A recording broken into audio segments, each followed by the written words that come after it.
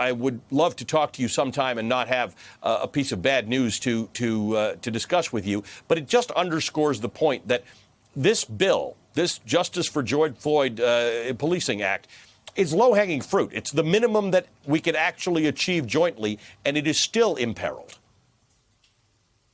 It really is the minimum that we can do, and I was proud to pass it with other House Democrats a few months ago. It would, having said that, be transformative. As you know, it would end qualified immunity for law enforcement.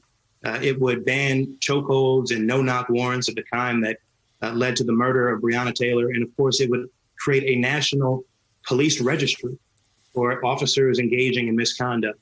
And so we must pass this legislation.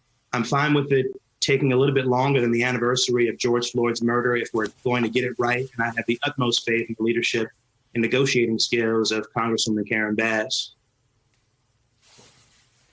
Let's talk about the senators on the other side. There is this concern about qualified immunity, what you just talked about, the restriction on being able to sue police officers for potential wrongdoing in the course of their duties.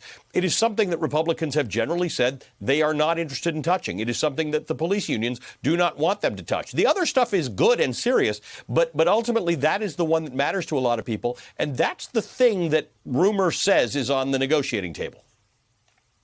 It's unfortunate that it's on the negotiating table. As you may know, this is a doctrine that was created out of thin air by the Supreme Court of the United States. And it is a doctrine that effectively allows law enforcement agents to evade responsibility, even when it has been demonstrated that they have violated the constitutional rights of civilians. I know that there have been a variety of proposals floated with respect to qualified immunity, various versions of what reforming qualified immunity would look like. And I'm awaiting to see what the final proposal will be. But I've got to tell you, I cannot imagine it passing in the House of Representatives without addressing the issue of qualified immunity. If it doesn't have qualified immunity in it, but it's still an advance over what we have now, would you support it? I cannot imagine myself voting for something that does not address qualified immunity. It is what is going to deter officers in a meaningful way from engaging in the misconduct that is on the public conscience right now. And thank God this bill is popular with the American people.